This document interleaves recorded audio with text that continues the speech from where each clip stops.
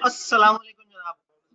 Again सबसे पहले तो चले मुबारक हो, फिजिकल यूजर्स के हाथ में किताब देख के अच्छा लगा। चलें, आप लोगों की जो है वो दुआएं पूरी हो गई और जो है ना तपस्याएं काम आ गई। चले मैं बताऊं, मैं अभी थोड़ी देर बाद जी। ऑनलाइन के यूजर्स आवाज, स्क्रीन, कैमरा तीनों चीजें क्लियर हैं सर? ऑनलाइन वालों को कब मिलेगी? जब मैं आप लोगों के मैसेज पढ़ के कहूंगा मुबारक हो, अब आप लोगों को भी मिल गई। सर वो उन्होंने कहा गया तो जैसे R1 है लॉ की किसी को भेजने हैं या कोई और बुक है तो वो भी हफ्ते तक पब्लिश हो गया। अच्छा, तो वो डिले में चल रहा है। ठीक है जी, डिटेल है तो वो शायद चलेगा। ठीक है जी।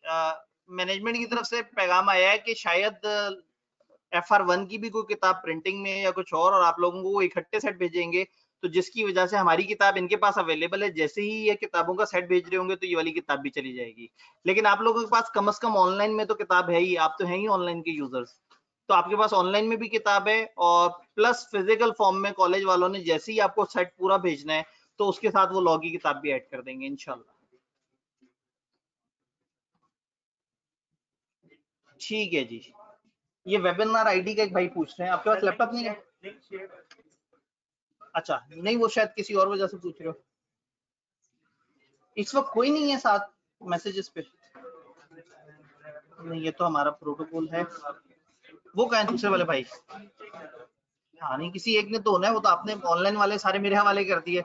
वो बेचारे चीखते रहेंगे, मैं इनको देख रहा हूँ, नजर ही नहीं आएंगे वो क्या कह रहे हैं।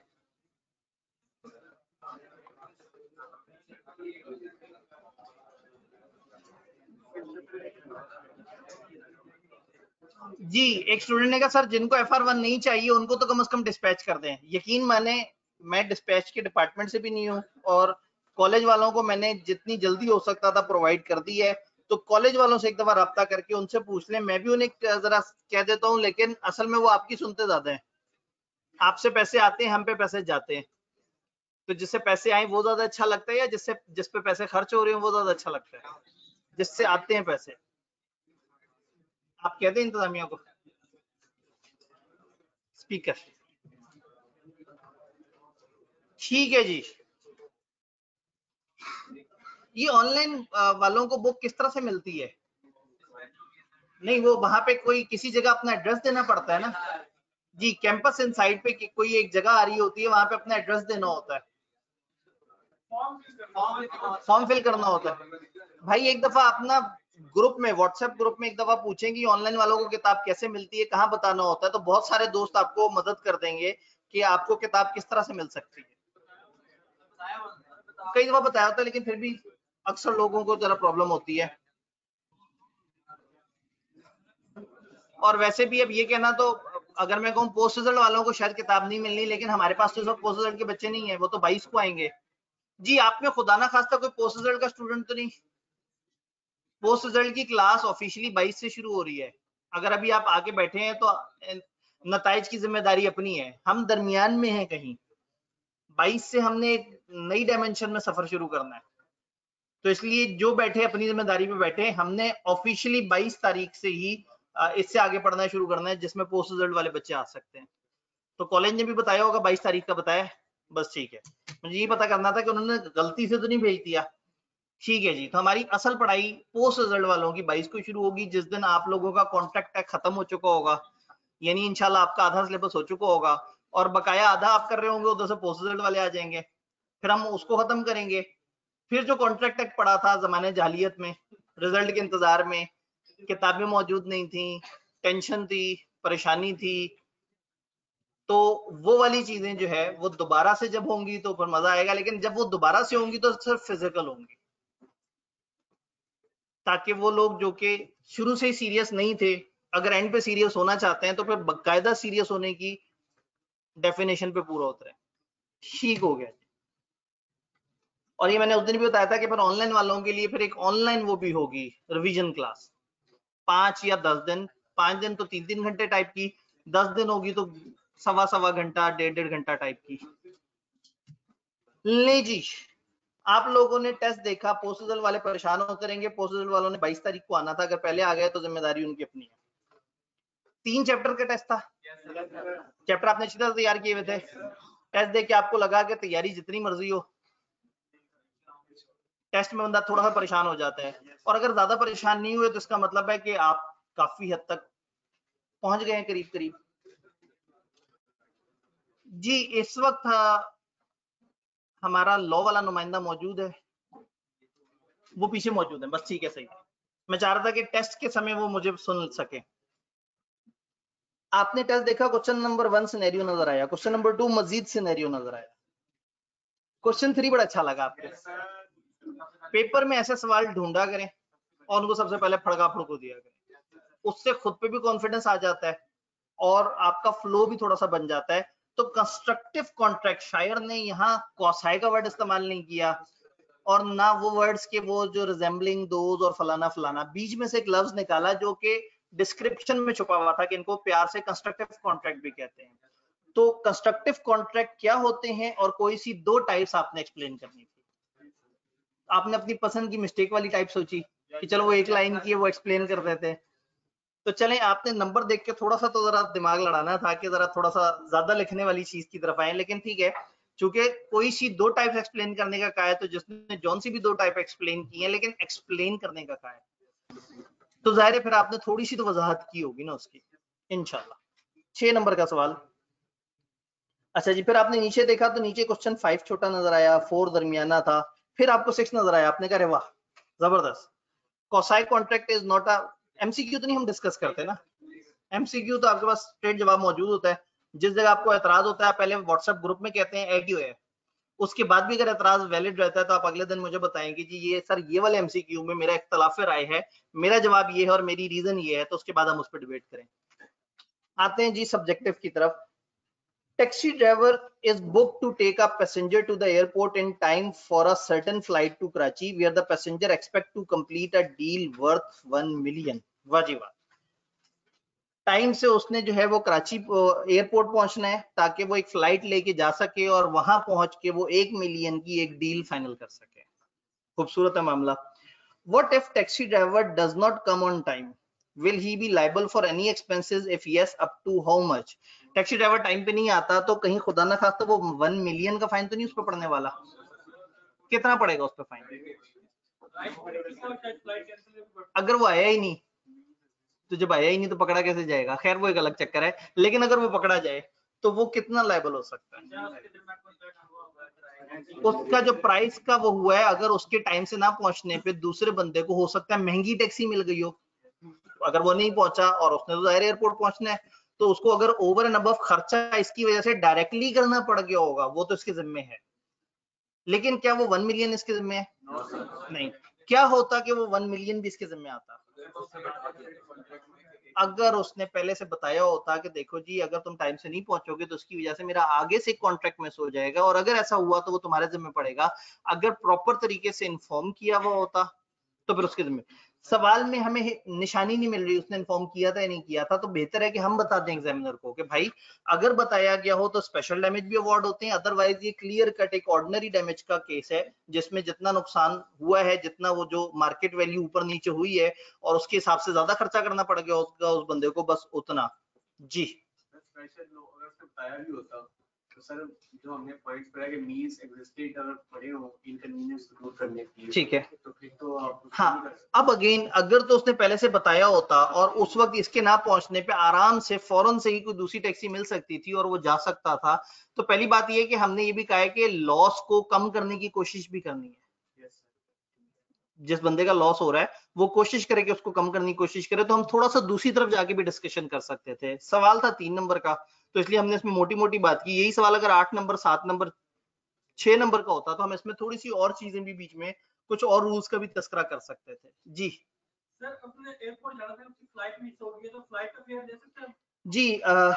अब मजे की बात है कि यहाँ पे कहीं ये नहीं लिखा कि उसकी फ्लाइट मिस हो गई है, टाइम पे नहीं आया। हाँ, और सवाल ने ये कह दिया और खाली छोड़ दिया सवाल ने एक सस्पेंस क्रिएट किया और खाली छोड़ दिया। सवाल थोड़ा सा आगे जाता, थोड़ी सी और कंक्रीट इंफॉर्मेशन देता, हमारा जवाब थोड़ा सा और ठोस बन जाता। वो कह देता उसकी फ्लाइट मिस हो गई, हमारा जवाब डिफरेंट होता। उसको महंगी टैक्सी करानी पड़ गई, उस पर ज्यादा पैसे देने पड़ गए, हमारा जवाब डिफरेंट होता। तो वो बता देते कि उसने उसे पहले से बताया था तुम्हारे टाइम से ना आने से मेरी फ्लाइट मिस हो जाएगी और मेरा कॉन्ट्रैक्ट जाया हो जाएगा, हमारा जवाब डिफरेंट होता। सवाल जब ज्यादा खामोश रहता है ना, थोड़ा सा आइडिया देता है, तो फिर हमारे पास ओपन ऑप्शन आ जाती है कि हम थोड़ा सा अपनी पसंद से उसमें चीजें ऐड कर सकते हैं। अजम्पशन, अब यहाँ हम अजम्पशन ले लेते हैं कि अगर वो नहीं आया और उसकी जगह दूसरी टैक्सी महंगी पड़ी, तो जो महंगी टैक्सी का खर्चा है बस वो इसके जिम्मे आएगा। और अगर फ्लाइट हम अजम्पशन लेने के फ्लाइट मिस हो गई है, अगेन इसने अगर उसे बताया था कि तुम्हारे लेट आने से मेरी फ्लाइट मिस हो जाएगी, भाई एयरपोर्ट पे जाने वाले तमाम लोग फ्लाइट से कोई 1 मिनट पहले नहीं पहुंचते, लोग 1.5 घंटे पहले भी पहुंच जाते हैं। तो जब तक टैक्सी ड्राइवर को ये नहीं बताया जाएगा कि तुम्हारे लेट होने से मेरी फ्लाइट भी मिस हो जाएगी क्योंकि टाइम बड़ा शॉर्ट सा है, तब तक उसको उस पर भी पाबंद नहीं कर सकते। और सर ये 1 मिलियन मैंने जो बताया कि तो ये टू रिमोट नहीं हो जाएगी रिमोट जी। अब ये 1 मिलियन वाला जो है, अगर तो बता दिया जाए ना, देखिए अगर बता दें तो टू रिमोट वाला कॉन्सेप्ट खत्म हो जाता है। टू रिमोट तो ये है कि हम कहते हैं नॉर्मल केस में हमने दूर के फाइन को नहीं काउंट करना, लेकिन अगर वो दूर वाला फाइन पहले से इस बंदे ने इसे बताया हुआ है और इसने एग्री भी किया हुआ है तो फिर इसे देने पड़ेंगे। तो सवाल यहाँ खामोश था, तो हमने जवाब में एक आध अजम्पशन ली कि जी अगर लेट हो गया होगा और उसकी वजह से दूसरी टैक्सी महंगी पड़ी होगी तो बस उसका खर्चा देना पड़ेगा जी। सर अगर सिर्फ इसके अंदर इंडायरेक्ट डैमेज वाली बात करें और ये मार्केट प्राइस वाली बात ना करें जी, अब अगर इसमें खाली इनडायरेक्ट डैमेज वाली बात करें भाई ने, क्योंकि भाई ने शायद इनडायरेक्ट डैमेज लिखा था, उन्होंने कहा जी मेरे बारे में शरह क्या कहती है। देखिए इनडायरेक्ट डैमेज की बात आपने हमेशा बाद में करनी होती है। हमेशा जब भी लॉस हो तो जो सबसे कॉमन तरीका है वो क्या है, ऑर्डिनरी डैमेज। तो सबसे पहले आपने ऑर्डिनरी डैमेज पे डिस्कशन करनी है और उसके बाद फिर सोचना है कि मैं स्पेशल डैमेज को दूर से घसीट के पास लेके आऊं या उसको इग्नोर करूं। तो ऑर्डिनरी वाली बात आपने हर दफा करनी है। और सर ये प्राइस वो उसके लिए लायबल होगा जो एक्स्ट्रा पे करनी पड़ेगी जी। अब ये प्राइस कितने के लिए लायबल होगा, हमारी एग्जांपल में अगर वो लेट हुआ और उसने इससे 200 रुपए मुकाए थे और उस लेट होने की वजह से अगले बंदे को 300 देना पड़ा, तो ऊपर के 100 जो इजाफी देने पड़े। डैमेज वही होता है कि कितना नुकसान हुआ। 200 का तो कॉन्ट्रैक्ट करके बैठा हुआ था ये, तो ये तो तय था कि 200 रुपए इसने खर्चने हैं। अब इसे खर्चने पड़ गए 300 रुपए, तो 100 रुपए इजाफी के लिए लाए। डन। तो ये एक क्यूट सा सिनेरियो। अब कौन सा ज्यादा छोटा है, जमाली वाला या 1 November X contracted to sell and deliver 50 tons of wheat at the rate of 8,000 per ton to Y on 1 January। 1 नवंबर को ये तय पाया है कि 1 जनवरी को डिलीवरी होगी 8,000 रुपए के हिसाब से 50 टन गंदम। बड़ा ही सियासी किस्म का वो है, 50 टन की गंदम, इतनी तो सियासतदानों के गोदामों में होती है। ऑन 20th December वाई, ठीक है, afterwards contracted to sell those goods to Z at 10,000 per ton। 20 दिसंबर को वाई भाई ने 10,000 का एक और बंदे से मुआहदा कर लिया। X failed to deliver goods on 1 January when the price of the wheat was 9,500 per ton। Explain with reason how much amount can be recovered by Y and how much not। Give reason to support your answer। खूबसूरत सा सवाल है। First को तय हुआ है 8,000 के rate से डिलीवर होने का, और 20 दिसंबर को वाई ने जो है वो आगे जेड के साथ तय कर लिया कि वो उसको 10,000 रुपए के हिसाब से देगा। वाई और जेड का मामला है। क्या सवाल ये हमें बता रहा है कि वाई ने इसको बताया कि ऐसा है हमारा मामला, इसको नहीं बताया, तो ये इसका तो कोई ताल्लुक नहीं है, वो रिमोट हो गया, वो दूर की बात है, वो इसे पता भी नहीं है, वो हुआ भी बाद में। X fail to deliver goods on 1 January. 1 जनवरी को एक्स गुड्स नहीं दे सका। कितने के देने थे उसने? 8,000 रुपए के। उस दिन मार्केट में प्राइस क्या है? इसका मतलब ये है कि एक्स को यहाँ ऑर्डिनरी डैमेज पड़ेगा। कितना पड़ेगा? 1500। 9,500 मार्केट में मिल रहा है, 8,000 का इसने वादा किया हुआ था और यकम को सप्लाई नहीं किया। अगर इससे लेता तो 8 का लेता, मार्केट से लेगा तो 9,500 का लेगा, तो इसका मतलब है 1,500 पर टन मल्टीप्लाई बाय 50 टन। तो वो अब 50 टन के हिसाब से आपको, अगर आपने लिख दिया हो कि 1,500 का नुकसान हुआ है और ये नहीं बताया कि पर टन, तो एक नंबर तो काटना बनता है ना। इतनी मेहनत से पूरी कैलकुलेशन आपको दी है 50 टन फलाना पर टन, तो थोड़ा सा इतनी मैथ तो हम एक्सपेक्ट करेंगे ना।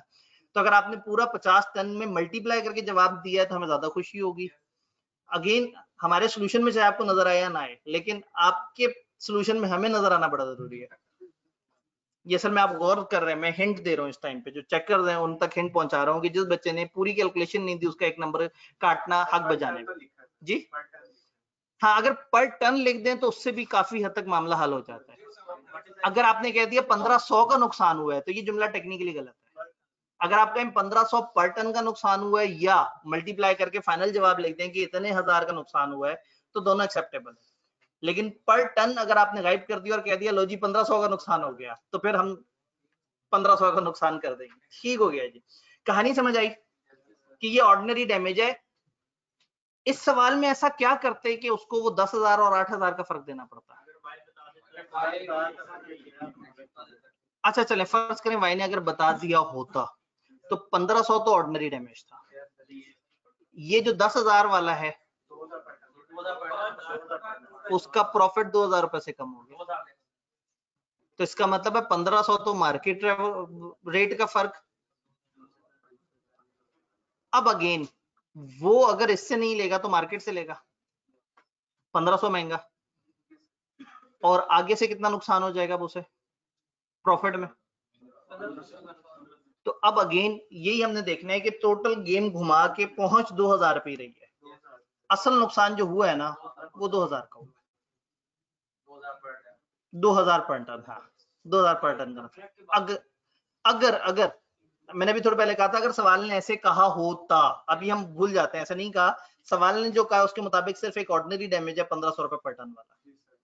तो आपको समझ आया कि डैमेज के सवाल किस नोयत के होते हैं, किस तरह से वो आपसे पूछ रहे होते हैं। ले जी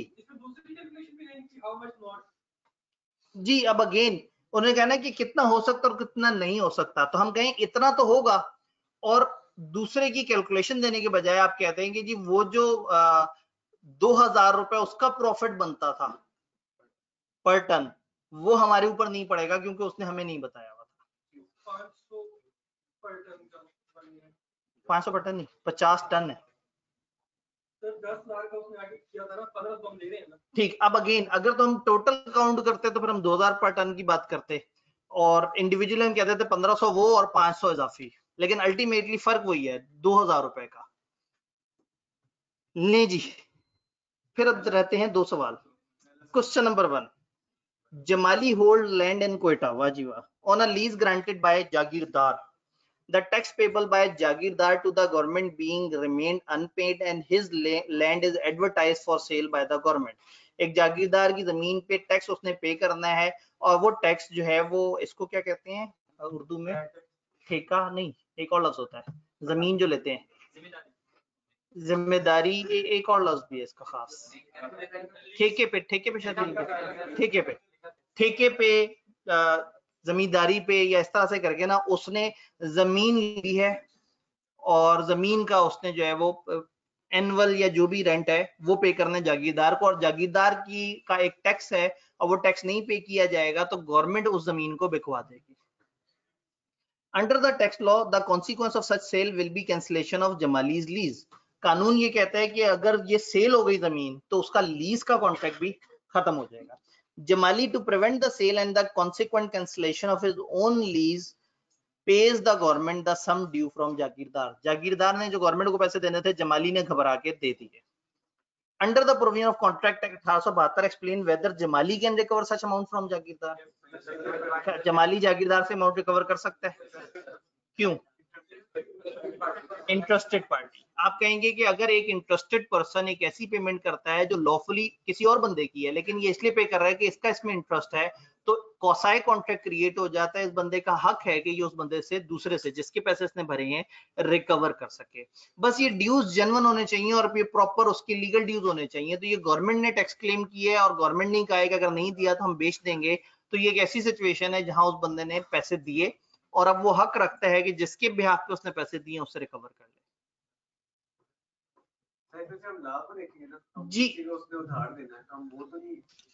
जी बिल्कुल। अब ये जो पेमेंट्स वाला रूल है ना, इंटरेस्टेड पेमेंट वाला, इसमें हम हमेशा देखते हैं कि क्या वो कानूनी तौर पे पेमेंट पेबल है, और क्या ये इंटरेस्टेड भी है या नहीं है। फॉर एग्जाम्पल अगर उस जागीरदार का कोई दोस्त आके कहता है जी इसने मेरे पैसे देने से तुम पैसे दे दो, तो ये रिकवर ना होती। और फिर ये भी जरूरी है कि उस बंदे का इंटरेस्ट भी हो उस पेमेंट से। तो इस पेमेंट में इसका इंटरेस्ट है क्योंकि इसकी जमीन छिन रही है जो उसने ठेकेदारी पे ली हुई है। डन। बच्चे वापस आना शुरू हो गए।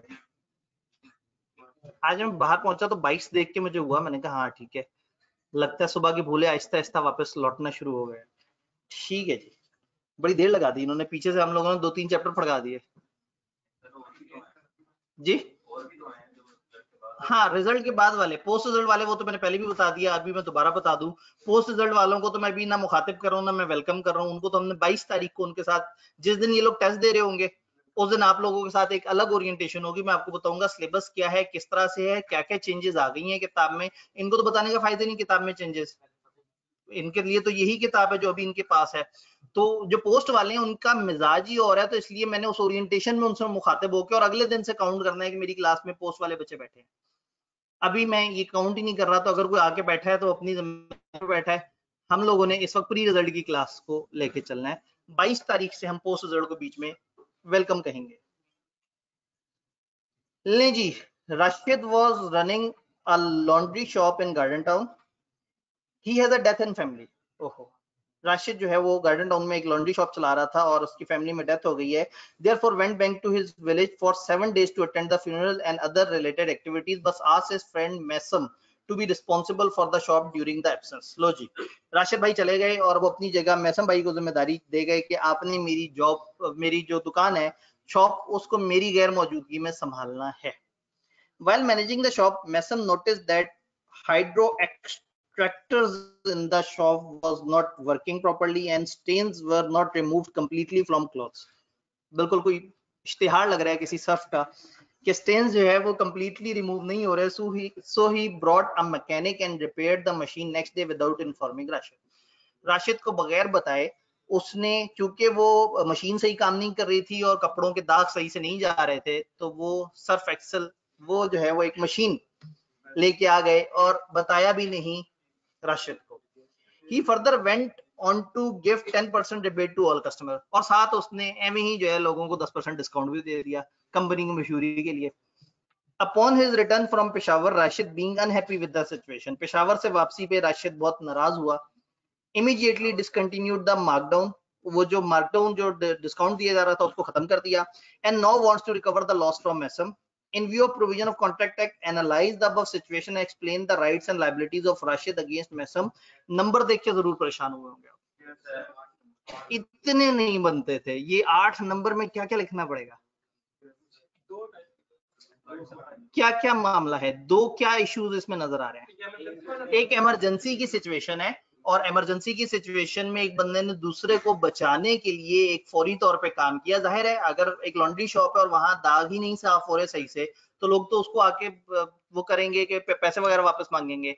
तो उसने इमरजेंसी सिचुएशन में उसको मैकेनिक से बुलवा के जो काम करवाया वो तो in best interest of principal था, और अगर ये इसका अपना काम होता तो ये वैसे ही करता जैसे इसने अभी किया है। एक तो ये मामला है, 4 एक नंबर तो आपने यहां से पकड़ लिए।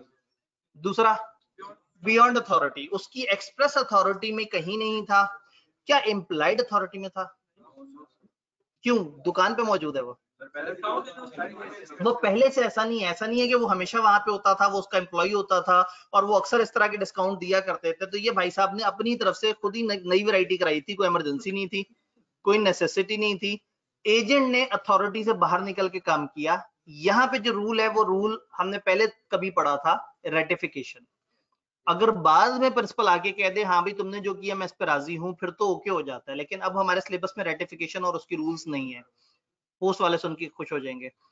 तो यहाँ पे उसने अथॉरिटी से बाहर निकल के काम किया। यहाँ दो तरह के हम जवाब एक्सपेक्ट कर सकते हैं। एक बच्चा कहेगा उसने अथॉरिटी से बाहर निकल के काम किया तो हरगिज वो इस चीज का हक नहीं रखता, और जितना 10% डिस्काउंट दिया है वो ये पे करेगा राशिद को।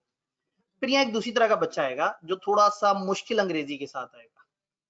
वो कहेगा कि अगर तो इस तरह का बंदा इस तरह की शॉप पे आए और इस तरह के डिस्काउंट नॉर्मली दिया करता हो और ये उसकी अथॉरिटी में हो और ये कॉमनली चलता हो, तो देन ये वाला डिस्काउंट वो दे सकता था। लेकिन अगेन ये मुश्किल वाला जवाब है, आसान वाला जवाब अथॉरिटी से नहीं था, लेकिन किसी ने बहुत खूबसूरत तरीके से जुमले घुमा के ये साबित कर दिया कि ये इम्प्लाइड अथॉरिटी में कहीं ना कहीं से हम जोड़ सकते हैं इसे, और इस हवाले से उसने डिस्काउंट दिया। तो ठीक है, लेकिन इस बच्चे को नंबर तब मिलेंगे जब उसके अल्फाज बड़ा क्लियरली हमें समझा रहे हो। आपको तो ये वाले अल्फाज समझाना भी थोड़ा सा इंग्लिश में मुश्किल होता है। तो पीछे वाली बात जिसने बताई है उसको तो मैक्सिमम नंबर मिल जाएंगे, लेकिन जिसने ये इम्प्लाइड अथॉरिटी वाली बात को बड़ा पेचीदा और गोल गोल घुमा के बताया होगा, हमें वो बच्चा बहुत अच्छा लगेगा। सर यहाँ पे लिखा हुआ लाइन में कि अगर उसके बाद होती है कैरी ऑन बिजनेस, सही नोट्स में आप। जी जी बिल्कुल। तो सर वो हर लाभ को लेकर कर सकता है जो उस बिजनेस की नेसेसिटी। मैं ये कह रहा हूँ ना, देखिए एक चीज क्या होती है, एक चीज होती है सामने की, सामने वाली चीज जो है वो एक्सप्लेन करना आसान होता है और उस पे से नंबर मिलना भी आसान होता है। लेकिन जब आप सामने वाली चीज छोड़ के एक अजम्पशन पकड़ ले और फिर अजम्पशन के गोल गोल घूमे, तो फिर आपको समझाना भी ज्यादा पड़ेगा, और उधर से नंबर लेने के लिए एग्जामिनर भी जब तक आप बड़े ठोस तरीके से साबित ना कर देंगे वाकई ये बनता था, तब तक वो भी ज्यादा हैप्पी नहीं होगा। तो पहले सवाल में देखा करें कि कोई अपेरेंट सामने सामने की चीज है तो उसके ऊपर डिबेट हो, रिमोट चीज की तरफ तब जाएं जब सामने आपको कुछ ना समझ आ रहा हो और आप कहें चलो ठीक है मैं फलाना कानून बीच में लाके फिट कर दूंगा। अगर आपको खुद लग रहा है कि आप जबरदस्ती कर रहे हैं सवाल के साथ, तो फिर उसको प्रॉपर एक्सप्लेन जरूर करना है ताकि चेकर एक दफा सोचे कि यार बच्चे ने मेहनत तो बड़ी की है। बिजनेस लॉ में दिस कैन हैपन कि एक सवाल के 3-4 जवाब हो सकते हैं, कोई मसला नहीं है अगर लॉजिक अच्छी है। तो इसलिए मैं आपको बताया कि ज्यादातर लोगों को ये लॉजिक देनी चाहिए थी, लेकिन अगर किसी ने वो लॉजिक भी दी और लॉजिक अच्छे तरीके से दिया तो फिर हम उस लॉजिक का एहतराम करेंगे। तो यहाँ वर्ड्स अच्छे तरीके से रिबेट दिया। कई दफा ना लॉ के अंदर ये बड़ा मजेदार काम होता है कि इस तरह के कुछ वर्ड्स आ जाते हैं जो कि कॉमन से नहीं होते, तो फिर आपने मुहावरा इंग्लिश पढ़ के थोड़ा सा समझने की कोशिश करनी होती है। सवाल ने आगे मार्क डाउन कह के भी थोड़ा सा आइडिया देने की कोशिश की कि चलो किसी को रिबेट में मसला आ रहा हो तो मार्क डाउन, अच्छा मार्क डाउन भी कोई बहुत कॉमन वर्ड थोड़ी है, तो ये सब्जेक्ट भी तो बहुत कॉमन थोड़ी है, 70% लोग फेल हो जाते हैं सब्जेक्ट में। तो इतना तो आईकेएफ जरा थोड़ा सा एक्सपेक्ट कर सकता है कि हैवी सवाल हो, और हमने यहाँ आईकेएफ से तो तगड़े सवाल देने होते हैं ताकि आप आईकेएफ में जाए तो थोड़ा शुगर लगे आपको। ठीक है, आसान आसान थोड़ा सा रुक जाते हैं, अजान की आज बड़ी क्लियर आवाज आई है।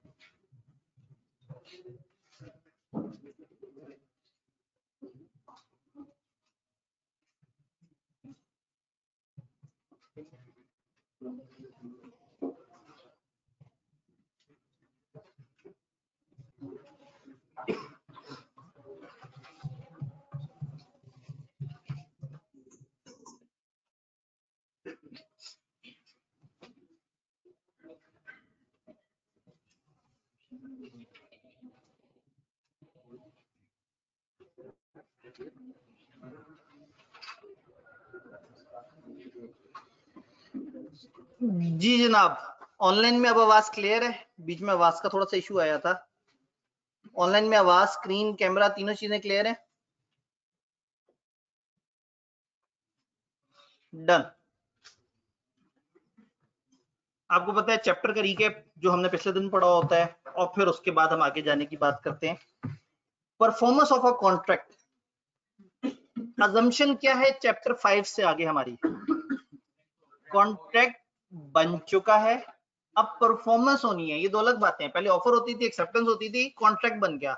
अब जो कॉन्ट्रैक्ट बना है ना, कई दफा कॉन्ट्रैक्ट होता है फौरी कोई काम करने का, और कई दफा कॉन्ट्रैक्ट होता है 4 दिन बाद ये काम करेंगे।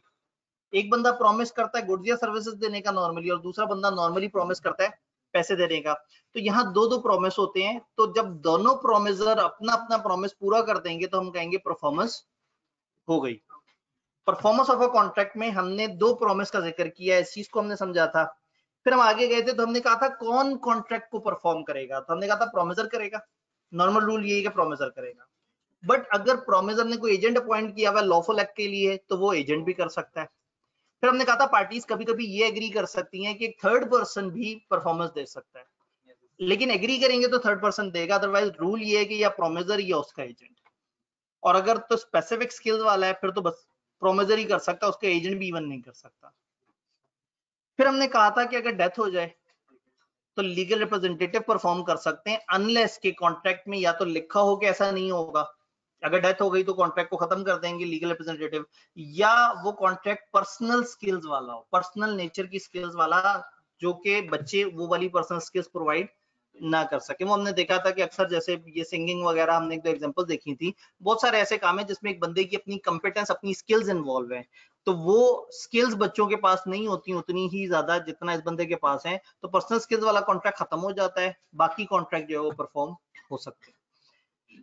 जॉइंट प्रोमिसर के केस में हमने कहा था डेवोल्यूशन ऑफ जॉइंट राइट्स है, सबके सब मिलके परफॉर्म करेंगे, प्रोमिसरी की मर्जी है उनमें से किसी एक से परफॉर्मेंस ले ले, लेकिन अगर ऐसी कोई बात एग्री नहीं हुई तो क्या रूल है, सबके सब मिलके परफॉर्म करेंगे। कुछ मर गए कुछ जिंदा रहे तो जो जिंदा है वो और जो मरे हैं उनके लीगल रिप्रेजेंटेटिव मिलके करेंगे परफॉर्म, सबके सब मर गए तो सबके लीगल रिप्रेजेंटेटिव मिल के परफॉर्म करेंगे। तो रूल ये है कि मिल के परफॉर्म करने, अनलेस के दूसरे ने कहा नहीं यार तुम में से एक आध परफॉर्म कर दे, वो भी हमने देखा था कि उस केस में क्या होता है। यहां तक हमने बात समझी थी।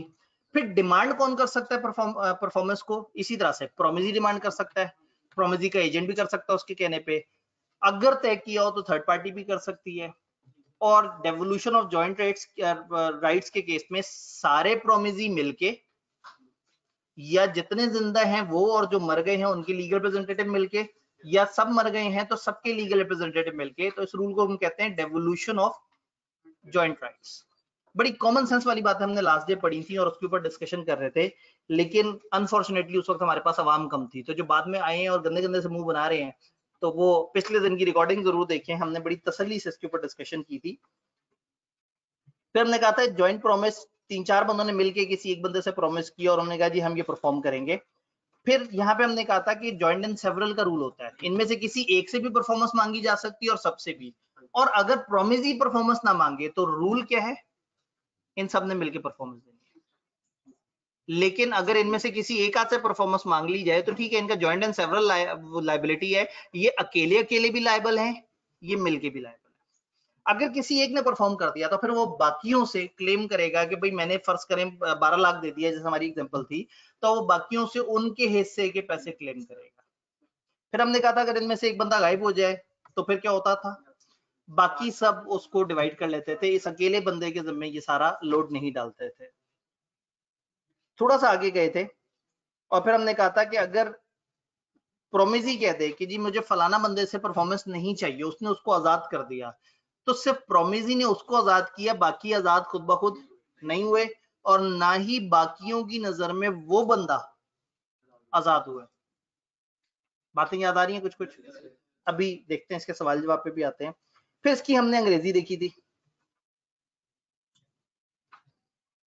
प्रोमिसी में कंपेल एनीवन और more of such joint promisor to perform the whole, ये प्रोमिसी की मर्जी हो, किसी एक को भी कंपेल करना चाहे तो वो कर सकता है। कंट्रीब्यूशन क्लेम करने का राइट जो है वो इनका आपस में है, जब किसी एक आध बंदे से परफॉर्मेंस ले ली जाए तो फिर बाकियों से अपने हिस्से की कंट्रीब्यूशन का वो कह सकता है। शेयरिंग ऑफ लॉस में हमने देखा था कि अगर कोई एक आध कंट्रीब्यूटर नहीं कंट्रीब्यूट कर पाता जॉइंट प्रोमिसर, तो जो बकाया है वो सब के सब उस लॉस को बराबर डिवाइड करेंगे, रादर देन कि उस शरीफ आदमी के जिम्मे डालें जिसने परफॉर्मेंस दे दी थी। फिर release of one joint promisor, it does not discharge the other joint promisor और जॉइंट प्रोमिसर्स, जिसको रिलीज करें वो रिलीज हुआ, बाकी रिलीज नहीं हुए, और ना ही वो जॉइंट प्रोमिसर जिसको रिलीज किया था थर्ड पर्सन ने, वो अपनी जिम्मेदारियां टुवर्ड्स अदर जॉइंट प्रोमिसर वो रिलीज नहीं हुआ था। डेवोल्यूशन ऑफ जॉइंट राइट्स, अभी थोड़ी देर पहले हमने इसकी बात की थी, ये हम लोगों ने चीजें देखी थी। फिर एक छोटी सी डिस्कशन की थी, बड़ी शुगलिया सी, अगर टाइम डिफाइंड है तो उस टाइम पे परफॉर्म होगा, प्लेस डिफाइंड है तो उस प्लेस पे डिफाइंड होगी, मैनर डिफाइंड है तो उस मैनर में होगा, अगर टाइम या प्लेस या मैनर डिफाइंड नहीं है तो फिर क्या होगा, रीजनेबल, और रीजनेबल नॉर्मली ऑफिस आवर्स होते हैं, reasonable place normally place of business होती है या कुछ और इस तरह से। तो हमने फिर एक रूल हमने पढ़ा था कि अगर लिखा ये हो कि जब तक वो अप्लाई ना करे परफॉर्मेंस नहीं देनी, उसकी एप्लीकेशन जरूरी है। तो कब परफॉर्मेंस देनी होगी? जब वो अप्लाई करेगा तो फिर आपने परफॉर्मेंस देनी होगी।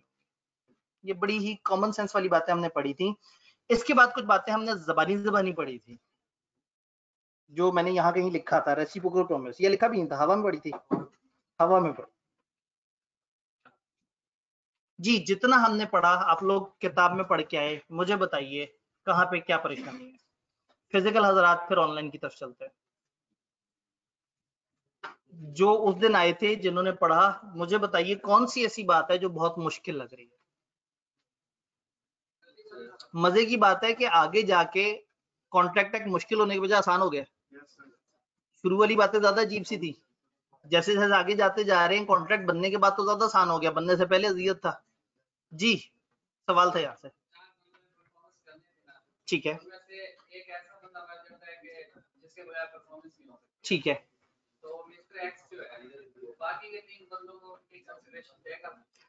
जी अब सवाल ये आया कि 4 बंदों ने मिलकर जॉइंट प्रॉमिस किया और वो ऐसा था जो पर्सनल स्किल्स वाला था। फॉर एग्जांपल चारों ने थोड़ा सा लीगल सर्विसेज प्रोवाइड करनी थी, एक मर गया और 3 रह गए। तो अब क्या उन 3 को उनके हिस्से की परफॉर्मेंस के लिए कंपेल किया जा सकता है? जवाब ये है कि ये डिपेंड करता है कि उन्होंने शुरू में क्या तय किया था। वरना अगर एक बंदा पर्सनल स्किल रखने वाला डेथ हो जाए उसकी, तो उतना प्रॉमिस खत्म हो जाता है जितना उसके हिस्से का था। अगर ये सेग्रीगेट हो सकता है, अगर हम इसे तोड़ सकते हैं, और अगर चारों ने मिलके केस लड़ना था, उनमें से एक चला गया जिसकी वजह से बाकी 3 भी केस नहीं लड़ सकेंगे, तो इसको हम कहेंगे कि ये प्रॉमिस खुद ब खुद डिस्चार्ज हो गया है, क्योंकि ये इम्पॉसिबल हो गया। चैप्टर नंबर 6 में हम जाएंगे तो हम एक सिनेरियो पढ़ेंगे कि जिसमें एक कॉन्ट्रैक्ट बाद में इम्पॉसिबल हो जाता है। शुरू में इम्पॉसिबल हो तो वो तो हो ही नहीं सकता, तो अगर बाद में इम्पॉसिबल हो जाता है तो फिर उसके बाद वो खुद ब खुद वॉइड हो जाएगा। जिसने जिससे जो बेनिफिट्स लिए हैं वो वापस करने होंगे, और ये कॉन्ट्रैक्ट फिर जो है वो काबिल अमल नहीं रहेगा अगर ऐसा हो जाता है। जी सामने के फिजिकल हाजरीन, चैप्टर नंबर 7 में सवाल। एक बंदे ने बैंक से लोन लिया होगा, ठीक है, तो लोन उसने बहुत ज्यादा लिया होगा, तो उसकी डेथ हो गई है, तो वो जो वो एसेट छोड़ के गया वो कम है, ठीक है। तो उसके लिए रिप्रेजेंटेटिव अगर एक बंदे ने बैंक से लोन लिया है और वो बहुत ज्यादा है, और वो जो तरका छोड़ के गया अपने वर्षा के लिए वो कम है, उस बंदे की डेथ हो गई, तो उसके लीगल वर्षा उतने ही पे कर सकते हैं जितना उनके हाथ में विरासत आई है। ये जो डिजीज पर्सन के लीगल रिप्रेजेंटेटिव होते हैं ना, उनकी लाइबिलिटी लॉ ने सिर्फ उतनी रखी है जितनी उन तक प्रॉपर्टी ऊपर से पहुंची होती है, तो उससे ज्यादा के लिए वो पाबंद नहीं है। वैसे तो प्रैक्टिकली स्पीकिंग बैंक इतना सियाना जरूर होगा कि उसने इसका कोई ना कोई एसेट जरूर गिरवी जमानत या इस तरह से रखा होगा और वो अपना नुकसान पूरा कर लेगा। लेकिन फर्ज करें कि एक बड़ा लोन है और वो पे नहीं कर सका और बंदा मर गया, तो बच्चे बाप की दौलत में से वो पैसा देंगे जितना उनके हाथ में आई है, और अगर उनके हाथ में आए हुए से ज्यादा की लायबिलिटी है तो फिर बच्चों की लायबिलिटी मैक्सिमम वहां तक है जहां तक उनको डिजीज पर्सन की एस्टेट यानी कि प्रॉपर्टी यानी जायदाद मिली है, वहां तक लायबिलिटी। जी फिजिकल हाजरीन खामोश है, उन्होंने चैप्टर मजे के आगे पढ़ेंगे और मजा आएगा। डिमांड परफॉर्मेंस, कौन डिमांड कर सकता है, उसमें किस जगह पे कंफ्यूजन है? ये क्या लिखा हुआ है? बस सिंपल सी बात है कि जो हमने कहा था ना, who can perform the promise, उसी को रिवर्स कर लें। हु कैन डिमांड, कौन डिमांड कर सकता है? प्रोमिजी कर सकता है, प्रोमिजी का एजेंट कर सकता है, अगर तय किया हुआ हो तो थर्ड पार्टी भी कर सकती है। जॉइंट प्रोमिजी है, सबके सब करेंगे, या जो जिंदा और मरे हुए वही वाला रूल है। तो पीछे था कि कौन परफॉर्म कर सकता है और उधर है कौन डिमांड कर सकता है। तो कौन परफॉर्म कर सकता है में प्रोमिजर के अल्फाज बोलेंगे, और कौन डिमांड कर सकता है में प्रोमिजी वगैरह बोलेंगे। जी फिजिकल हाजरीन, एक बंदे की डेथ हो गई है, घर वालों के लिए 10 लाख रुपए छोड़े, घर वालों के 10 लाख रुपए छोड़े, घर वालों के पास और कुछ भी नहीं है, सिर्फ वो 10 लाख है और उसने 10 लाख देने भी थे किसी को, ठीक है। तो क्या वो सारे के सारे 10 जी लाख एक भाई ने यहाँ पे थोड़ा सा एक इमोशनल स्टोरी क्रिएट की, ठीक है बात सही है। एक बंदा अपने घर वालों के लिए छोड़ के ही 10 लाख दिया, उन घर वालों के पास उस 10 लाख के अलावा है भी कुछ नहीं, और ऐसे में उस बंदे ने जो किसी के पैसे देने थे वो भी 10 लाख रुपए, तो जब ये 10 लाख की जायदाद एसेट छोड़ के मरा है, उसी वक्त वो 10 लाख की लाइबिलिटी भी छोड़ के मरा है। तो टेक्निकली घर वालों के हाथ सब्र के अलावा कुछ नहीं, क्योंकि उस जिंदा की जो लाइबिलिटी थी उसके मरने के बाद जब उसके असासे ट्रांसफर होते हैं तो लाइबिलिटी भी, लेकिन लॉ ये कहता है कि लाइबिलिटी असासों से ज्यादा ट्रांसफर नहीं होनी चाहिए। तो ऐसे में मैं आपके जज्बात का एहतराम करता हूँ, आपने बात बड़ी बिल्कुल एक इंसानी हमदर्दी वाली बात है कि क्या होगा, लेकिन कानून की तो आंखें नहीं है ना, वो तो अंधा है। कानून तो कहता है क्या लिखा हुआ है, ये लिखा हुआ है, बस ये फॉलो होगा। तो वो भूल जाएंगे कि उसके बच्चे कितने छोटे हैं, वो भूल जाएंगे कि वहां पे क्या मामला आते हैं, वो भूल जाएंगे कि उनके घर में कितनी गुर्बत है। वो ये कहेंगे कि कानून में क्या लिखा है और जो कानून में लिखा है वो उसको फॉलो करेंगे। अगला बंदा माफ कर दे फिर तो वैसे ही, वो तो फिर अगर तो वो दूसरे बंदे को रहम आ जाए जिसको 10 लाख मिलने थे, अगर वो छोड़ दे तो इसको हम कहते हैं वेवर। ये हम चैप्टर 6 में पढ़ेंगे कि एक बंदा कह सकता है कि जी मैं अपने हिस्से की चीज छोड़ता हूँ।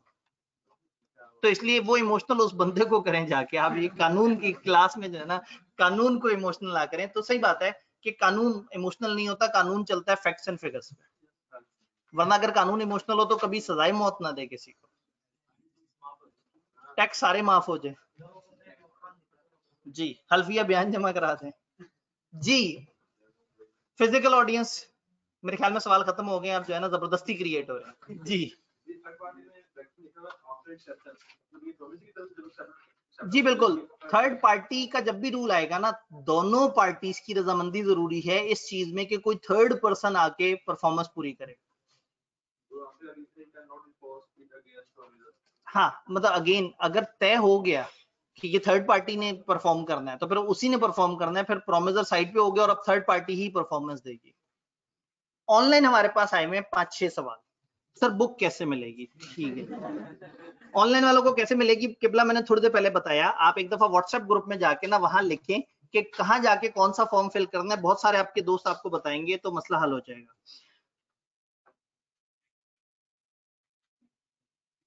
सर एक्चुअली समझ सही से आ रहा है इसलिए आसान लग रहा है, ठीक है। उन्होंने कहा सर कसे नफसी से काम ले रहे हैं, सर कह रहे हैं देखो कितना आसान हो गई आगे से किताब, तो वो मुझे कह रहा है कि नहीं सर आप सब पढ़ा अच्छा रहे हैं इसलिए हमें चलें, ठीक है जी बहुत बहुत शुक्रिया।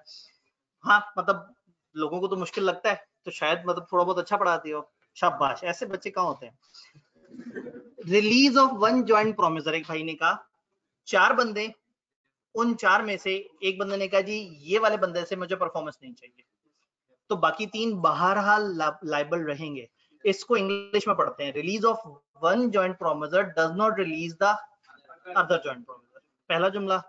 अगला जुमला, ये जिस इसको रिलीज कर दिया कि भाई तुम फारिग हो, तुमसे मुझे परफॉर्मेंस नहीं चाहिए, ये बाकी 3 की नजर में फारिग नहीं हुआ, बाकी 3 इसको अपना पार्टनर तो काउंट करेंगे, ये उन 3 को तो लायबल होगा जो भी उन्होंने परफॉर्मेंस दी होगी, इसमें ये अपना हिस्सा डालने के लिए लायबल होगा। तो हमने कहा it does not also free the person so release from the other joint promisor या towards his liability to other joint promisors। तो जिस एक बंदे को आपने आजाद किया वो आप थर्ड पर्सन की नजर में आजाद हुआ, लेकिन बाकी 3 की नजर में वो आजाद नहीं हुआ और वो बाकी 3 को उसी तरह से पाबंद। डन। जॉइंट प्रोमिसर्स के रूल जब समझ आ जाते हैं ना तो फिर पार्टनरशिप भी बड़ी मजे की लगती है, जो इससे आगे हम लोगों ने पढ़नी है इंशाल्लाह ताला। इससे आगे से मुराद है नेक्स्ट वीक से इंशाल्लाह। सर शेयरिंग ऑफ लॉस में डेथ के केस में डिफॉल्ट हो सकता है क्या, और भी रीजन हो सकती हैं? जी असल में death is not the only reason for default. मैंने एग्जांपल दी थी ना, डी अगर मर गया, हो सकता है डी भाग गया हो और ऐसा भागा हो कि मिला ना हो। तो किसी भी वजह से अगर एक जॉइंट प्रोमिसर अपना हिस्सा नहीं कंट्रीब्यूट कर रहा तो इसका ये मतलब नहीं कि उनमें से जो शरीफ आदमी है बस उसी के ऊपर सारा वजन आएगा, बकाया सब मिलके बराबर कंट्रीब्यूट करेंगे उस लॉस को जो उस बंदे के जाने से। जी जी अगर एक बंदा ऐसा भागा है कि उसका पता भी नहीं लग रहा तो घर वालों का कसूर अभी नहीं है, मरने पे घर वालों, क्योंकि घर वाले उतनी लायबल होंगे जितना घर वालों के पास उसके एसेट पहुंचे होंगे। तो जो भाग गया है घर वालों के पास तो उसके कोई एहसास नहीं है, तो लॉ घर वालों को पकड़ने का नहीं कहता। ये फिल्मों में होता है कि घर वालों को जाके जो पकड़ लेते हैं कि लो जी बुलाओ बंदे को, उसने पैसे देने हैं। सर टाइम एंड प्लेस दोबारा समझा दें, ये सवाल से मुझे साफ लग रहा है कि ये ई रंग नंबर है, ये बच्चा जो है ना ये नहीं आया होगा, वरना उसमें कोई बात उस दिन भी नहीं थी समझने वाली, आज तो फिर ये सवाल से मुझे समझ आ गया। ये सवाल बड़ा क्यूट होता है ना सर, ये वाली बात दोबारा समझा दें, इससे पता लग जाता है कि ये जो है ना या तो कहे ना सर वो टाइम एंड प्लेस में वो जो तीसरी लाइन में चौथा लफ्ज है उसका पांचवें लफ्ज से कनेक्शन नहीं समझ आ रहा, तो पता लग जाता है कि हाँ भाई ये एक पढ़ा लिखा सवाल है। ठीक है जी सर, फॉर्म में ऑप्शन नहीं है, एक भाई फॉर्म तक गए जी। इसमें जो है ना फिर कम से कम आप क्लास में जो वो ग्रुप में टीए भाई हैं उनको पकड़ें, कॉलेज के नुमाइंदे हैं उनको पकड़ें, कॉलेज वालों को कॉल करें। यकीन माने किताब से मेरा दूर दूर तक कनेक्शन नहीं, मैंने क्लास में आके अपनी किताब को बहुत पहली दफा देखा है। इनको बताना ठीक है सर जी, वहां बी लॉ का ऑप्शन ही नहीं आ रहा फॉर्म में। क्या आपके साथ भी ऐसा हुआ है? आप लोग तो फिजिकल हैं, ग्रुप में ऐसी बातें हो रही हैं। देखें जरा एक दफा इंतजामिया से भी पता कीजिएगा, उन्हें कहें कि वो फॉर्म में कुछ मसला आ रहा है। ठीक है जी, हमें एक रिस्पांस मिला, उन्होंने कहा जी वो फॉर्म अपडेट हो रहा है। चलें, ये आपकी बात हमने इंतजामिया तक पहुंचा दी है और वो असल वाली इंतजामिया तक जो है वो अभी थोड़ी देर तक पहुंचा देंगे। सर ग्रुप में ऐसी बात करना मना है। असल में होता ये है कि ऐसी बात करना मना नहीं होता, लेकिन लोग हर बंदा आके वही बात दोबारा करता है जो 2 कमेंट ऊपर हुई हुई होती है, वहां पे फिर वो मना किया जाता है। सर 2 प्रोमिसर हैं, both died, then both promisors legal representative will be responsible. यकीन माने मैं यही जॉइंट प्रोमिसर्स में समझाया है कि अगर सब मर जाएं तो सबके लीगल रिप्रेजेंटेटिव रिस्पांसिबल होंगे। डन। एक आखिरी सवाल सर, अगर ऐसा हो कि जॉइंट एग्रीमेंट में ये लिखा हो कि हम में से जो मर जाए वो कॉन्ट्रैक्ट से भी फ्री हो जाएगा, अगरचे उसने जॉब भी ना दी हो या देनी हो। ठीक है जी, देखें एक जुमला तो हम हमेशा कहते हैं कि अगर कॉन्ट्रेरी इंटेंशंस हैं, अगर कुछ और इसके अलावा तय किया हुआ है तो वो फॉलो होगा। कॉमन रूल ये है कि वो सब लायबल है। लेकिन अगर उन्होंने खुद ही से तय किया है कि जो मर गया बस वो समझो बिल्कुल आजाद, वो भी आजाद, उसके बाल बच्चे भी आजाद, तो ठीक है। अगर आपस में तय कर चुके हैं तो वो फॉलो होगा, कुछ नहीं तय किया तो फिर कॉमन रूल अप्लाई होगा। डन। कहानी को अगले दर्जे में दाखिल करते हैं। कुछ कुछ याद है? रेसिप्रोकल प्रॉमिस, प्रॉमिस के बदले प्रॉमिस। आखिरी दिन मैंने आपसे कुछ बातें पूछी थी, फिर मैंने आपको बताया नहीं था कि हमने मैक्सिमम पढ़ लिया, लेकिन वो आप लोग जो है वो बातें क्या थी कि एक प्रॉमिस के बदले दूसरा प्रॉमिस। अगर तो डिफाइंड हो कि पहले कौन परफॉर्म करेगा और बाद में कौन परफॉर्म करेगा, तो क्या होना चाहिए? जो ऑर्डर तय किया है उसी ऑर्डर में परफॉर्म होना चाहिए। बहुत मुश्किल बात तो नहीं। अगर ये हो कि पहले ये करेगा और बाद में वो परफॉर्म करेगा और इस पहले बंदे ने अभी तक परफॉर्मेंस नहीं दी, तो दूसरे बंदे को क्या करना चाहिए? इंतजार करना चाहिए जब तक ये परफॉर्मेंस ना दे दे। और दूसरे बंदे पे कोई केस नहीं कि तुमने अपनी परफॉर्मेंस नहीं दी। क्यों? पहले इस बंदे ने अपनी परफॉर्मेंस नहीं दी। जिसने परफॉर्मेंस देनी थी परफॉर्मेंस देने लगा, दूसरे ने रोक दिया उसे, अब क्या होगा?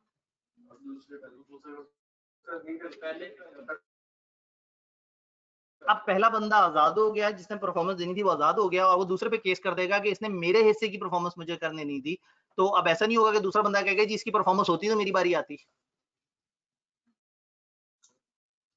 अगर दोनों ने इकट्ठे परफॉर्मेंस देनी हो, साइमल्टेनियस, जैसे दुकानों पे होता है ना कि इस हाथ से आपने चीनी पकड़ी और दूसरे हाथ से आपने पैसे दे दिए, ये साइमल्टेनियस परफॉर्मेंस है, इकट्ठे।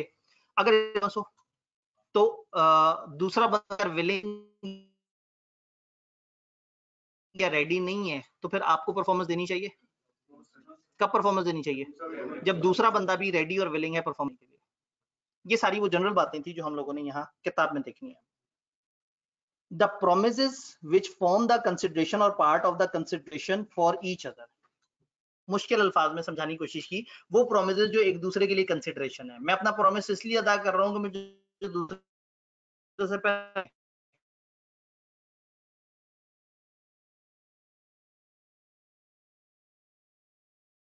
दूसरा इसलिए अपना प्रॉमिस अदा कर रहा है कि उसको मुझसे और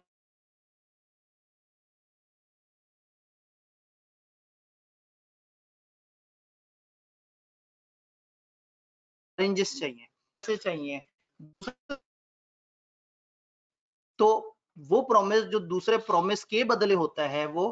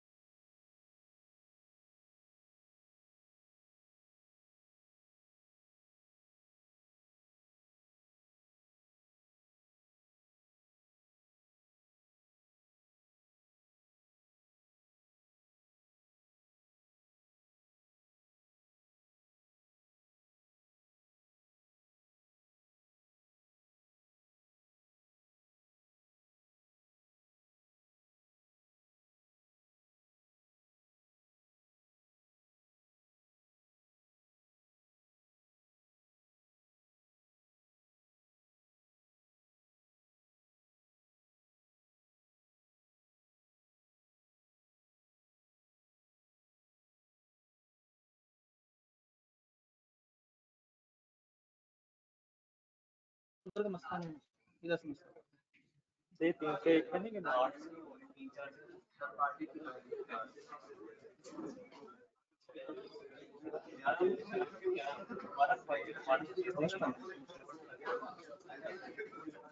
आपने कमेंट चला दिए ना, कमेंट्स नहीं आपको जी।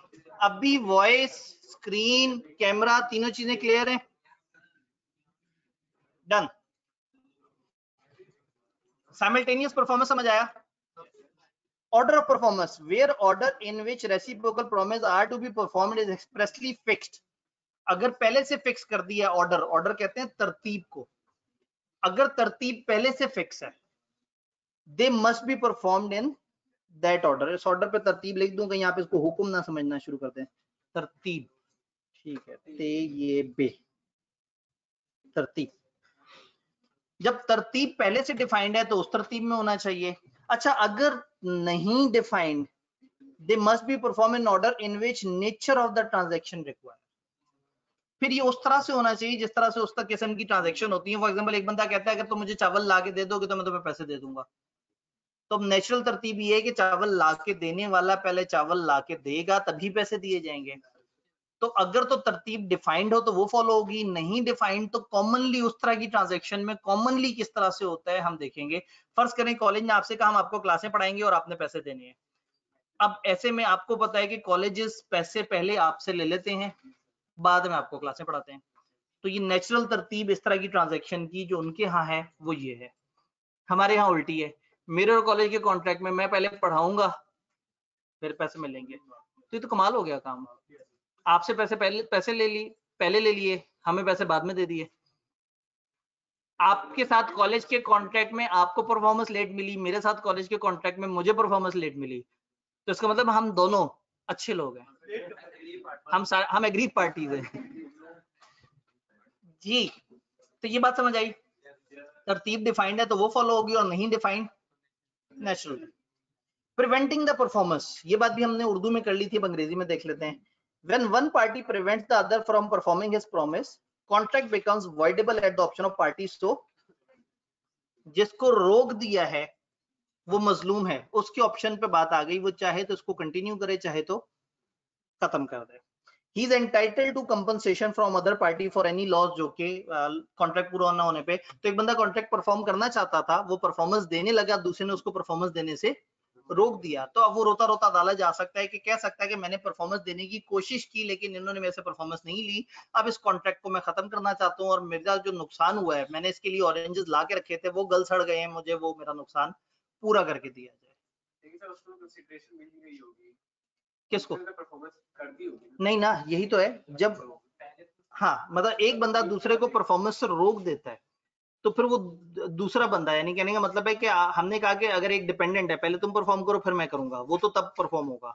अब जिसने पहले परफॉर्म करना था उसी को रोक दिया गया, तो कॉन्ट्रैक्ट तो आगे चलेगा ही नहीं। और दूसरे बंदे से पूछूंगा, कहेगा ये करेगा परफॉर्मेंस तो मैं दूंगा परफॉर्मेंस, और इसने परफॉर्मेंस तो दी ही नहीं प्रॉपर तरीके से। और इसने क्यों नहीं परफॉर्मेंस दी? उसने रोक दिया था। कानून है ना।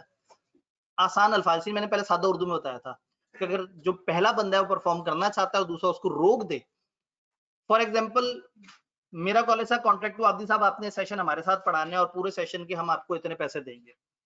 मैं बाहर आऊं और मैं दरवाजे से, गाड़ी के दरवाजे से निकलने की कोशिश करूं, ये दरवाजे को रोक के खड़े हो जाए। मैं शीशा खोलूं, मैं कहूं हाँ भाई क्या? उन्होंने कहा नहीं हम आपको अंदर नहीं जाने देंगे। मैं कहने नहीं भाई मेरी 12:30 बजे क्लास। उन्होंने कहा नहीं हम आपको क्लास नहीं पढ़ाने जाने दे सकते। तो ऐसे में क्या कल को कॉलेज अदालत में कह सकता है आब्दी साहब ने पढ़ाया नहीं था इसलिए पैसे नहीं दिए?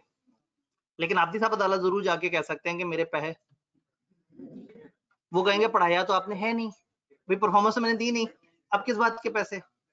इस बात के पैसे कि मैं परफॉर्मेंस देने के लिए रेडी था, मैंने परफॉर्मेंस देने की कोशिश की थी, इन्होंने मुझे रोक दिया। इसको प्यार से अटेम्प्टेड परफॉर्मेंस कहते हैं।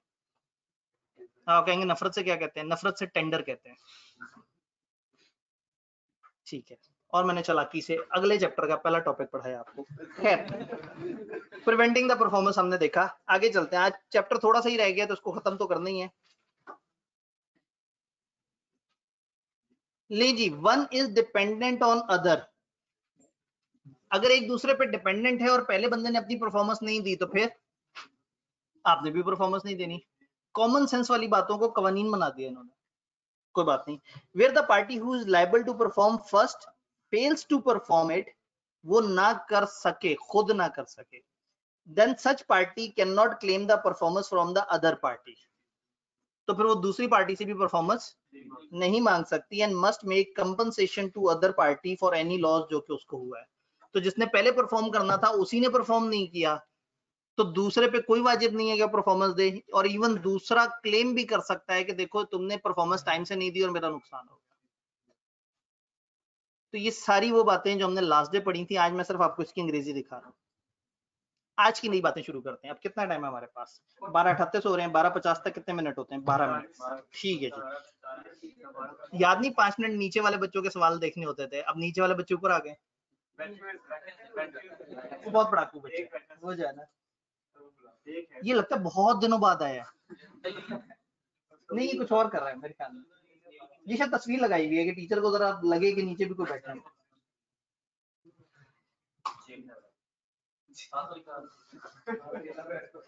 पढ़ रहा है, देखिए ऐसे बच्चे देखे ना, इतने इनमाक से पढ़ रहा है। नहीं चेक करें, देखिए अकेला बैठा हुआ और फिर भी पढ़ रहा है।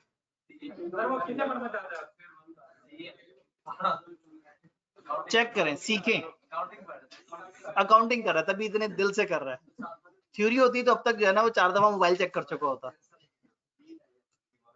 मोबाइल भी नहीं है उसके पास, आपकी आवाज भी नहीं जा रही, लेकिन मुझे खुशी तो बहुत हो रही है। नहीं जी, मुझे आज एक गायबाना पढ़ता हुआ बच्चा नजर आया, पता लगे नीचे जाके दरवाजा खोले अंदर कोई भी ना हो, शायद ये कोई पुरानी आत्मा हो। ले जी, कुछ ये हादसे बड़ी जल्दी खत्म हो जाते हैं। पता है रिजल्ट हर 6 महीने बाद आ जाता है, और कभी कभी तो अचानक से जल्दी भी आ जाता है। तो आज से 6 महीने पहले कुछ और बच्चों को मैंने यहाँ हंसते देखा था, आज उन बच्चों को परेशान देखा और कुछ नए बच्चों को हंसते देखा है। तो ये एक शो मस्ट गो ऑन। लोग शुरू में शुगल में होते हैं, फिर फेलियर के बाद उन्हें पता लगता है कि नहीं मजाक नहीं उड़ाना होता। तो सीए में किसी फेलियर का मजाक उड़ाना ना, मतलब इससे वो क्या होता है, वो आह लगती है, उसका एक खास वो होता है मकाफाते अमल। चलो वो उर्दू में, मेरे जहन में हिंदी का एक लफ्ज आ रहा था, हाँ शनाब जो है उसका।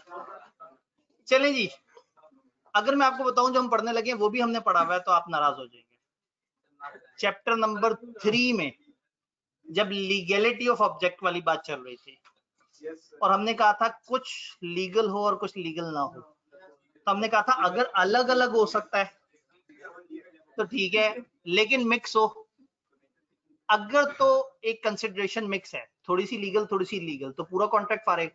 और अगर कुछ चीजें लीगल हैं कुछ चीजें इलीगल, तो अब रूल देखते हैं। रेसिप्रोकल प्रॉमिस, एक बंदे ने कहा जी मैं ये काम करके दूंगा पहले, फॉर एग्जांपल पार्टी ने आपस में तय किया है कि जी मैं पहले तुम्हें ऑरेंज सप्लाई करूंगा और तुम मुझे 10,000 रुपए देना। फिर उसके बाद पार्टी ने तय किया कि जब ये ट्रांजैक्शन कर चुके होंगे तो फिर तुमने फलाना बंदे को कत्ल कर दिया, मैं तुम्हें 5 लाख रुपए दूंगा। 2 प्रॉमिस हो गए, एक लीगल एक illegal. Where person reciprocally promise firstly to do certain legal things and secondly to do certain, the first set of promises is a contract। जो पहला लीगल वाला है वो कॉन्ट्रैक्ट है, और जो सेकंड है वो, तो जो उन्होंने कहा मैं पहले ऑरेंज सप्लाई करूंगा पैसे लूंगा, ये वैलिड है।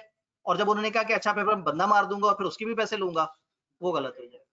तो पहला लीगल और दूसरा इलीगल, तो लीगल वाला रहेगा, इलीगल फारिग हो जाएगा। आपको याद हो मैंने इसका रिवर्स भी बोला था आपको, अगर पहला इलीगल हो और दूसरा लीगल हो सारा फारिग हो जाएगा, क्योंकि जब पहला ही वॉइड है, हो ही नहीं सकता, तो उस पर डिपेंडेंट जो उससे अगला वाला है वो भी नहीं हो सकता। तो ये वही वाली बात यहाँ दोबारा से रिपीट हुई है। जी जी, रेसिप्रोकल प्रोमिसेस का मतलब क्या है? प्रॉमिस के बदले प्रॉमिस, यानी कि एक बंदे ने दूसरे से कहा मैं तुम्हें ऑरेंजेस दूंगा, दूसरे ने कहा मैं पैसे दूंगा, ये एक सेट हो गया, 2 रेसिप्रोकल प्रोमिसेस का एक सेट। फिर एक अगला सेट आया, उसमें एक बंदे ने कहा मैं पैसे दूंगा और दूसरे ने कहा मैं कत्ल कर दूंगा, अब ये दूसरा सेट है। तो वो ये कह रहे हैं कि जब पहला set of reciprocal promises okay हो और दूसरा सेट इलीगल हो, तो जो पहला वाला है वो परफॉर्म हो सकता है, और जो दूसरा वाला बाद वाला सेट है वो परफॉर्म नहीं हो सकता। ठीक है, नहीं इन्हीं पार्टीज की बात हो रही है। अगर दो पार्टीज मिलके दो तरह के दो कॉन्ट्रैक्ट्स करें या दो सेट ऑफ प्रोमिसेस करें, पहला एक लीगल सेट हो जिसमें दोनों ने लीगल काम करना हो और दूसरे में दोनों ने इलीगल काम करना हो, तो ऐसे में जो लीगल वाला पहला सेट है वो वैलिड है और जो बाद वाला लीगल सेट है वो वैलिड नहीं है। इसी तरह की बात हमने की थी ब्रांचेस के केस में, अल्टरनेटिव प्रॉमिस। ए ने बी से कहा था कि यार या तो मेरे से 10,000 केजी ऑरेंजेस ले लो और मुझे 5 लाख दे दो, या मैं बंदा कत्ल कर देता हूं और मुझे 5 लाख रुपए दे दो, और या ऑरेंजेस या मर्डर। तो असूलन कौन सा सही है और कौन सा सही नहीं है? ऑरेंजेस ठीक है, मर्डर ठीक है। तो अगर एक ऐसा प्रॉमिस हो जिसमें दो अल्टरनेट्स हो, या वो, एक अल्टरनेट लीगल हो एक अल्टरनेट इलीगल हो, तो लीगल वाला अल्टरनेट वैलिड काउंट होगा और इलीगल वाला अल्टरनेट वैलिड काउंट नहीं होगा। असूलन ये वाले रूल्स वहीं पे पढ़े जाने चाहिए असूलन, लेकिन कोई बात नहीं, हमने यहां पढ़ लिए, हमारा कौन सा नुकसान हो गया? क्या ये बात समझ आ रही है? सर अगर मर्डर वाला पहला हो, अगर पहला गलत है तो दूसरा भी गलत है। शायद इसकी मैंने एग्जांपल भी आपको दी हो, फर्स्ट फ्लोर सेकंड फ्लोर वाली, ग्राउंड फ्लोर और फर्स्ट फ्लोर वाली। चलें, जिनको वो एग्जांपल याद नहीं है देख लें। जी, reciprocal promise basically counter promise है, प्रॉमिस के बदले प्रॉमिस। जी, हमने कहा कि अगर एक कॉन्ट्रैक्ट है जिसमें पहला पोर्शन है लीगल और दूसरा है इलीगल, और दूसरी तरफ पहला इलीगल है और दूसरा लीगल है, तो हमने कहा था जो इलीगल वाला है वो वैलिड नहीं होता, तो यहाँ इलीगल वाला फारिग होगा तो लीगल वाला चल पड़ेगा, वो जमीन पे है। लेकिन अगर यहाँ हमने ग्राउंड फ्लोर ही उड़ा दिया, ऊपर वाला भी गिर जाएगा। यानी पहला अगर इलीगल है, दूसरा चाहे लीगल हो, दोनों फारिग हो जाएंगे। अगर पहला लीगल है और बाद वाला इलीगल है, तो बाद वाला फारिग हो जाएगा, पहले वाला रहेगा। ये लीगैलिटी इलीगैलिटी, यानी अभी तक जो हमने आज के दिन में दो नई बातें पढ़ी हैं वो ये हैं, और इतना ऑब्वियसली काफी नहीं है। इतने मैच्योर बच्चे घर जाके पढ़ना उन्होंने, तो उनको शर्म नहीं आएगी कम पढ़ते हुए? मुझे आपका एहसास है, तो हमें आगे बढ़ना चाहिए, मुझे आपका बहुत शिद्दत से एहसास है।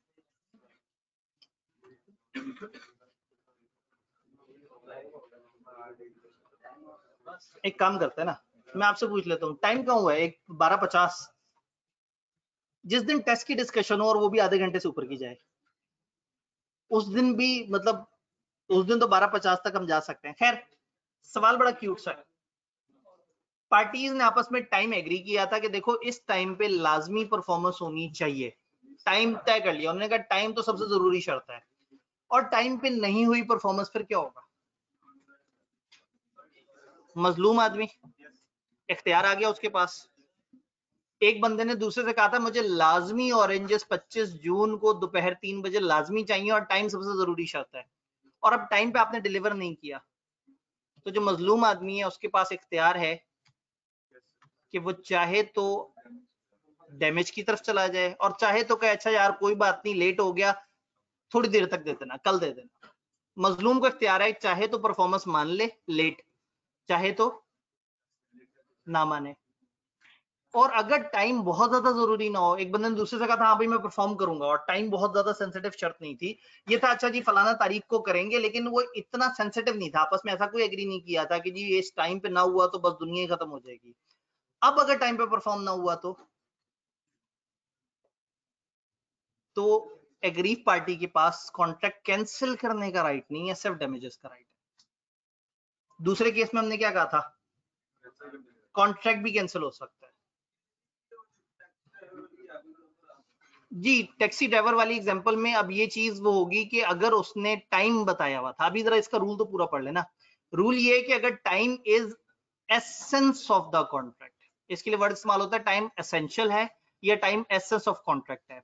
तो अगर पार्टीज ने तय किया है कि टाइम इज एसेंस, तो टाइम पे ना परफॉर्म होने पे एग्री पार्टी को वॉइडेबल ऑप्शन मिल जाएगा, चाहे तो एक्सेप्ट कर ले हल्का फुल्का जुर्माना करके, हल्का फुल्का जुर्माना, पेनल्टी हल्की सी चार्ज करके, और चाहे तो एक्सेप्ट ना करे, कैंसिल कर दे और कहे मुझे डैमेजेस चाहिए। लेकिन जहां टाइम एसेंशियल ना हो वहां कैंसिलेशन की ऑप्शन एग्रीव पार्टी के पास नहीं है। वो सिर्फ अगर कोई नुकसान वगैरह, कोई पेनल्टी वगैरह चार्ज करना चाहे तो कर सकता है, लेकिन बियॉन्ड द टाइम अगर उसे परफॉर्मेंस मिल जाती है और time was not the main condition of the contract, तो लॉ कहता है कि ठीक है ये अलाउड है। हल्का फुल्का जुर्माना चार्ज हो सकता है लेकिन कॉन्ट्रैक्ट को सिरे से तोड़ा नहीं जा सकता। इतनी सी बात है। और कहते हैं तो इसकी अंग्रेजी कल पढ़ लेते हैं अगर आप बहुत ज्यादा घबराए हुए हैं। अभी देख लेते। The time is essential to contract if the intention of parties was that time should be essence of the contract. Time वहां essential होगा जहां parties ने बड़े वाज़े तरीके से express या implied ये क्लियर कट बात हो कि यहाँ टाइम बहुत जरूरी एलिमेंट है। अगर टाइम एसेंशियल था तो voidable at the option of promisee। promisee के ऑप्शन पे हो गया voidable। he may rescind, ये क्या होता है? cancel। he may cancel the contract and sue for the breach caused by, वो कैंसिल कर सकता है। और he can also accept performance, लेकिन फिर प्रोमिसी कंपनसेशन नहीं डिमांड सकेगा। लेकिन अगर उसने at the time of acceptance कहा था कि देखो तुमने लेट कर दिया, मैं हल्का फुल्का तुम्हें पेनल्टी जरूर चार्ज करूंगा, तो वो हल्की फुल्की पेनल्टी जरूर चार्ज कर सकता है। तो रूल हो गया बड़ा सीधा सा कि अगर तो टाइम एसेंस है और ब्रीच हो गई तो वो चाहे तो कॉन्ट्रैक्ट खत्म करके डैमेजेस मांग ले पूरे के पूरे जितना ऑर्डिनरी डैमेज है, या होगा अच्छा चलो कोई बात नहीं थोड़ा लेट है तुम कल परफॉर्मेंस दे देना और थोड़ी सी पेनल्टी चार्ज कर देना। At the time of acceptance उसे बताना होगा कि वो उसके ऊपर कोई पेनल्टी चार्ज करना चाह रहा है या नहीं। ये है जहां टाइम एसेंस है। और जहां टाइम एसेंस नहीं है, not voidable at the option of promisee, voidable नहीं होगा, but promisee entitled to compensation from promisor for any loss occasion by him by such failure. Contract तो खत्म नहीं होगा लेकिन अगर कोई नुकसान हुआ है वो नुकसान जरूर क्लेम कर सकता है। तो आसान अल्फाज में जहां टाइम एसेंस है वहां तो वो बंदा कॉन्ट्रैक्ट सिरे से खत्म करके 100% नुकसान रिकवर कर ले, और अगर एक्सेप्ट करना चाहे तो बता दे एक्सेप्ट करते हुए कोई शर्त रख रहा है या नहीं रख रहा। अगर एक्सेप्ट करते हुए हल्की फुल्की पेनल्टी रख रहा है तो वो ले ले। और दूसरी तरफ जहां टाइम एसेंस नहीं है, कॉन्ट्रैक्ट कैंसिल करने का इख्तियार नहीं है, लेकिन अगर नुकसान हुआ है तो नुकसान रिकवर होगा लेकिन कॉन्ट्रैक्ट कैंसिल करने का इख्तियार नहीं है। इस बात को कल इंशाल्लाह ताला दोबारा भी रिपीट करेंगे। तो ये इस चैप्टर में जो बकाया चीजें बचती थी ना, रेसिप्रोकल प्रॉमिस और जो पिछले पेज पे हाफ पोर्शन नीचे टाइम वाला दिया हुआ है, ये हमने पढ़ा। कल इसकी डिस्कशन करेंगे इंशाल्लाह, फिर आगे चलेंगे। इस हफ्ते हमने एक दिन पास पेपर वाला भी रखना है इंशाल्लाह।